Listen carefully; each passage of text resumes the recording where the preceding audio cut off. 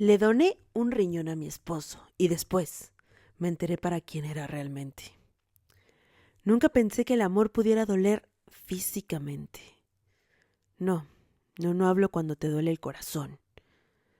Tampoco cuando sientes que el alma se te rompe, porque a todos nos ha pasado. Hablo genuinamente del cuerpo. Cuando una parte de ti duele, cuando físicamente estás imposibilitado. Porque sí, esta historia trata de que yo entregué una parte de mí creyendo que estaba salvándole la vida a mi esposo, al hombre que más amo, al hombre con el que un día llegué al altar y le prometí a Dios que nos cuidaríamos en las buenas y en las malas, en la salud y en la enfermedad. Y yo lo estaba cumpliendo. Pero terminé entendiendo que incluso en el acto más grande de amor, yo nunca fui la persona que él estaba tratando de proteger. Suena a una paradoja, pero mientras yo le daba una parte de mí para cuidarlo, él la aceptaba porque yo no le importaba. Me llamo Ana y estuve casada 11 años con Daniel. Bueno, contando otros 5 de noviazgo, porque a veces esos dejan de aparecer en la lista, pero son importantes. 16 años juntos. Y nuestra historia, por supuesto que no empezó mal. No fue un matrimonio tóxico, al menos no en el principio. Mucho menos hubo gritos o violencia. No. Éramos un matrimonio normal, estable, hasta podría decir que amoroso. Eso justamente es lo que más me duele ahora. Que éramos ejemplares. Como les digo, nos conocimos muy jóvenes. Trabajábamos en la misma empresa, los dos recién salidos de la universidad. Él desde que lo conocí era carismático, muy inteligente, de esos hombres que saben escuchar, con un sentido del humor fascinante. Yo puedo decir que lo que más me enamoró de él fue eso. La pasaba tan bien, me reía tanto. Y bien dicen que una mujer que sonríe es una mujer feliz. Y ese era mi caso. O al menos, eso creí. Nos casamos después de 5 años de ser novios. Decidimos no tener hijos. Bueno, al principio no fue porque no quisiéramos, sino porque siempre había algo que hacía que pospusiéramos esa idea. El trabajo, el dinero, los planes, no sé. De alguna forma siempre terminábamos diciendo más adelante, ya vendrán, ya será el tiempo correcto. Pero nunca fue el tiempo correcto. Y yo estaba bien con eso. Confiaba en él, confiaba en lo que teníamos, en lo sólido que era, y que cuando fuera el momento preciso, haríamos una familia, la que siempre habíamos pensado, pero solo en eso, en sueño, nunca en realidad. Pero pasó lo inevitable, porque la vida simplemente te sorprende de momento, y él se enfermó. Empezó con unos pequeños síntomas, los típicos de cualquier enfermedad que puede hacer parecer que es cualquier cosa. Cansancio, mareos. Pero de ahí vinieron las infecciones frecuentes. Y era extraño, porque salía de una y casi de inmediato entraba otra. Al principio el doctor decía que no era nada alarmante. Daniel siempre había sido fuerte, bastante saludable, o al menos eso era lo que él pensaba. Muchas veces las personas piensan que son saludables. No. Más bien es que cuando se enferman no se hacen caso. Y eso lo confunden con ser saludable. De repente, esto avanzaba. El doctor empezó a investigar, estudios y tal. Y llegó un diagnóstico que cayó como piedra. Decía insuficiencia renal avanzada. De inmediato el médico fue claro. Necesitaba diálisis inmediata. Todo esto en lo que se conseguía un riñón, porque el trasplante era inevitable.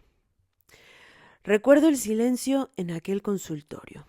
Cuando nos dieron la noticia, lo único que escuché fue el aire acondicionado. Todos nos quedamos callados, atónitos. De repente, el doctor empezó a hablar de lista de espera, de sangre, de compatibilidad. Mencionó varias veces que los tiempos eran inciertos, que él no podía asegurar cuánto tiempo Daniel tenía que esperar, pero que llegaría, y que si hacía el tratamiento de forma correcta, sería antes de lo pensado. Daniel me miró, y yo supe, incluso antes de que él me lo pidiera, lo que seguía. Esa noche en casa me dijo: no me quiero morir, no quiero dejarte sola, no quiero arruinar el plan de familia que tenemos. Y por Dios, yo amaba a ese hombre. Él era mi vida completa. Yo pensaba que estaría con él hasta mi último suspiro, siendo viejitos los dos, abrazados en la cama, con vista al mar. Así que no lo dudé, ni un segundo. A la mañana siguiente hablé con el doctor y le dije que quizás yo podía donarle. El doctor me pidió que fuera al hospital para que me hicieran los estudios correspondientes. Y tal como lo pensé, resulté compatible. Recuerdo el día que el médico nos los confirmó. Daniel lloró. Y yo, por supuesto que también. Una parte de mí iba a salvar al amor de mi vida. ¿Cuántas personas no desearían poder hacer eso? Y yo sí podía. Daniel me abrazó como nunca antes lo había hecho. Solo me decía: gracias, me estás salvando la vida, gracias. Y yo estaba llena de orgullo, de amor, agradecida con la vida por poder hacer eso por Daniel. Con miedo, claro. Significaba una cirugía, el doctor comenzó a explicarme lo que yo tenía que hacer, el procedimiento, los cuidados y lo que cambiaría mi vida después de dicho trasplante. Pero también, mientras todo eso pasaba en mi cabeza, yo tenía una certeza absoluta. Esto es lo que hacen las personas que se aman. En el altar te lo dicen, en la salud y en la enfermedad. Y este justo es el punto de la enfermedad. Y si uno tiene que donar una parte de sí mismo para salvar al otro, por supuesto que lo hace. Cuando se lo comenté a mi familia, ellos tenían dudas. Mis amigos me dijeron algo muy similar. Las preguntas llegaron. ¿Y si algo sale mal? ¿Y si después tú necesitas ese riñón? ¿Y si las cosas se complican? ¿Y si la cirugía? ¿Y si? Todas eran preguntas de las cuales yo no tenía respuesta.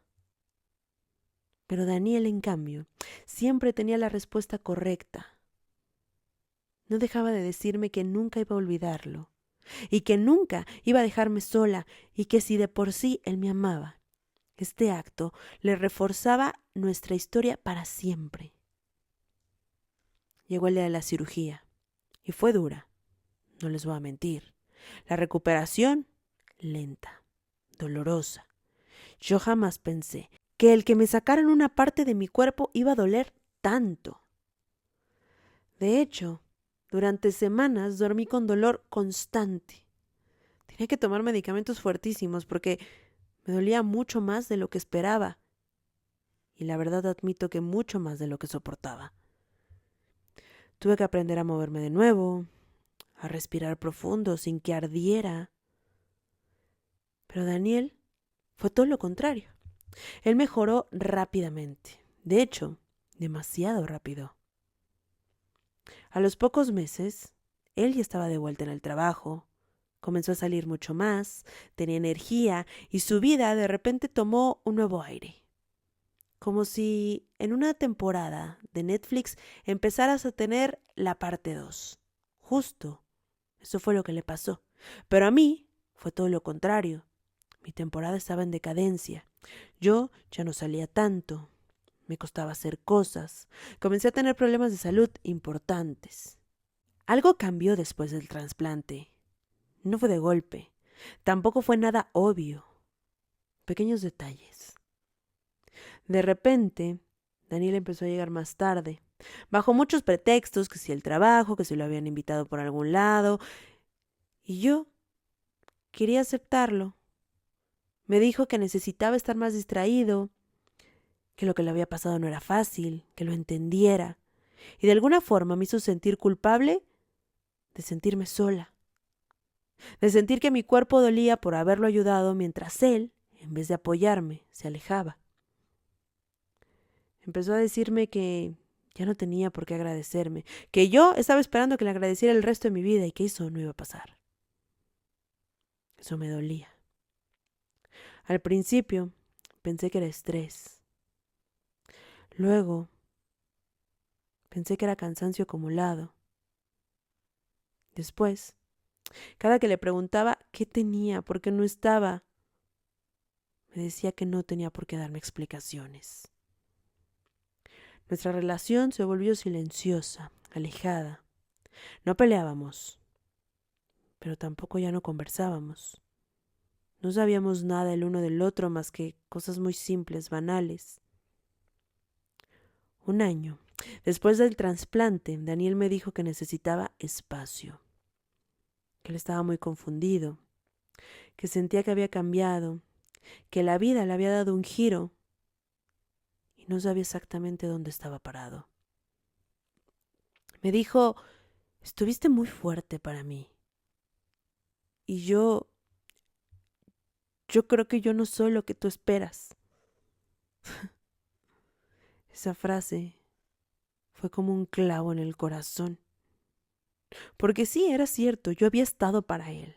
Y cuando él tenía que estar para mí, simplemente me estaba dejando. De principio no entendí nada. Pero pasó.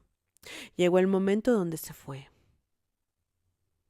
Y por más que yo le daba vueltas, no encontraba el motivo. Porque no había una infidelidad confesada.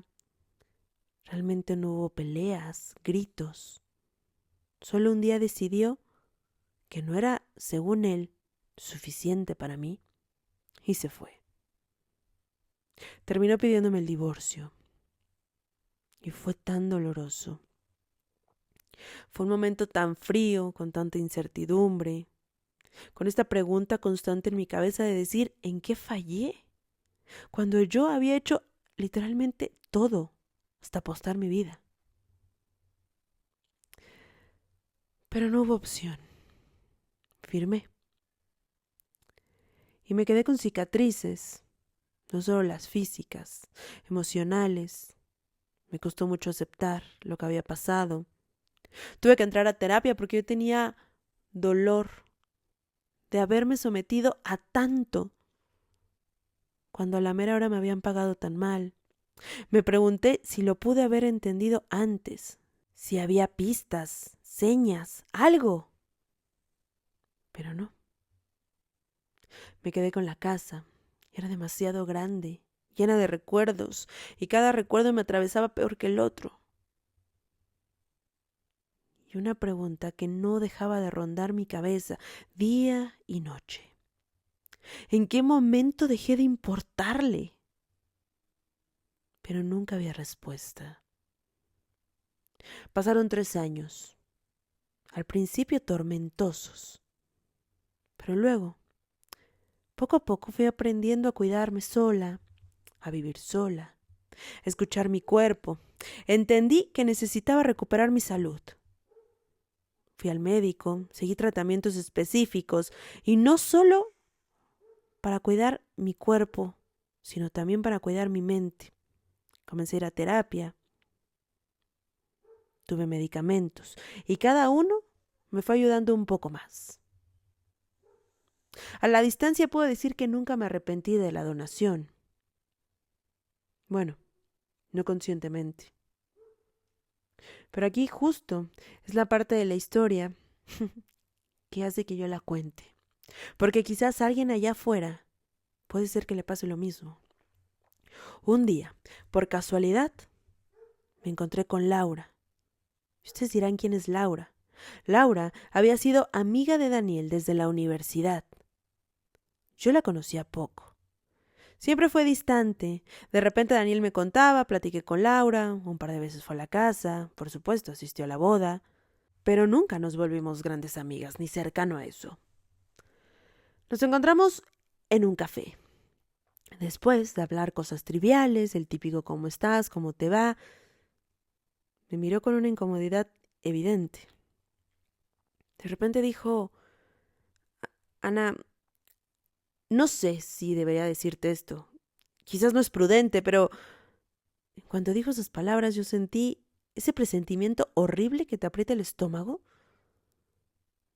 ¿Decirme qué? ¿Qué me tienes que decir, Laura? Prefiero que lo hagas. Laura respiró hondo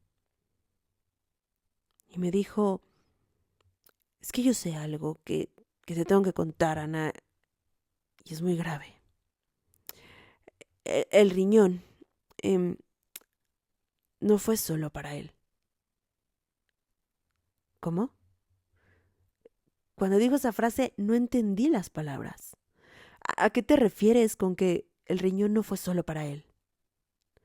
Y me explicó algo que nunca nadie me había dicho, ni siquiera el doctor.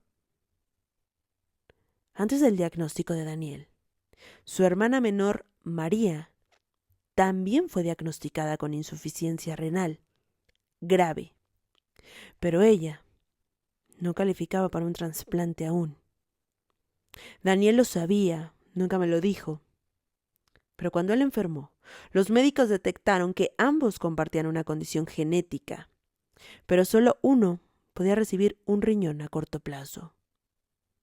Daniel entró primero a la lista, y cuando yo resulté compatible, y ahí Laura se detuvo para mirarme directamente a los ojos, como si fuera a decir las palabras secretas.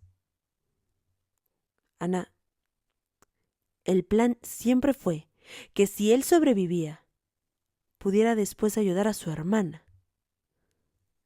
¿Ayudar cómo? ¿A qué te refieres? Pagando, moviendo contactos, donando después. ¿Qué? En ese momento todo empezó a encajar de una forma brutal. Claro, por eso tenía la urgencia de la cirugía. De alguna forma bastante sutil me presionó, pero él sabía que si comenzaba a hablar de nuestra vida, de nuestro futuro, de nuestro amor, yo iba a ceder. Y siempre me había preguntado cómo todo había sido tan rápido, porque el doctor, él mismo, la cirugía, todo se había organizado como si lo único que faltara en la ecuación fuera el donante. Pero todo lo demás estaba listo para accionar en el momento que fuera necesario. Yo no había sido la elección principal. Había sido la solución más conveniente. Le pregunté a Laura: ¿él sabía que tú lo sabías? Ella me dijo que sí. O sea que él todavía tuvo la delicadeza de contarle el plan a otras personas, pero jamás me lo dijo a mí. Esa noche volví a casa y no dormí. No de la idea de saber que me habían engañado. Ese no era el punto. El punto era todo lo que mi cabeza estaba entendiendo. Daniel no me pidió el riñón por amor, me lo pidió por estrategia. Yo básicamente me había convertido en el puente. Era el sacrificio necesario que se tenía que hacer, la pieza reemplazable en todo este panorama. Al siguiente día decidí no quedarme con eso y busqué a Daniel.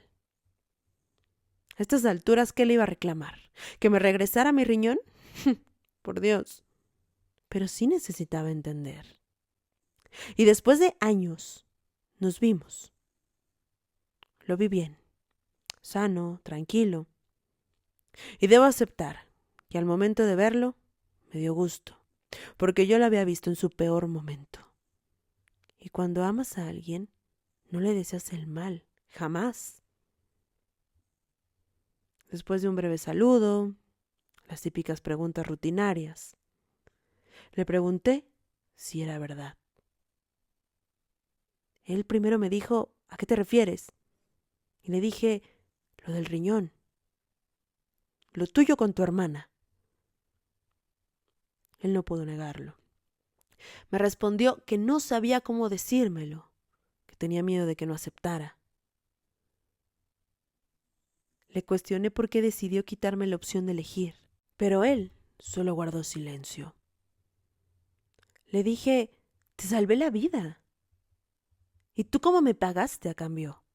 Se me quedó mirando y dijo, hiciste algo hermoso por mí.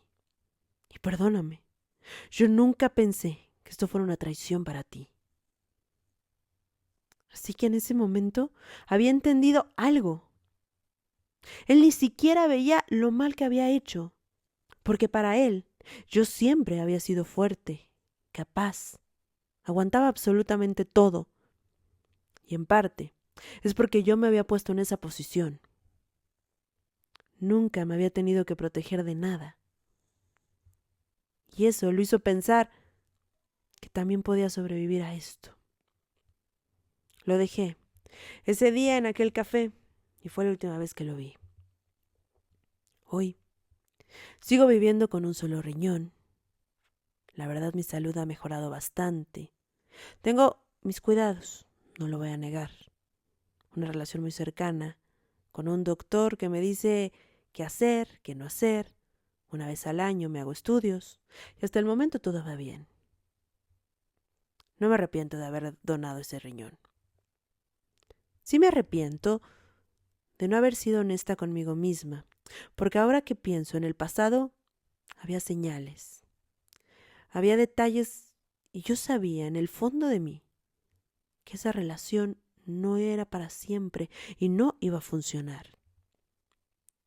Pero decidí mentirme y en parte pagué las consecuencias. Me sacrifiqué,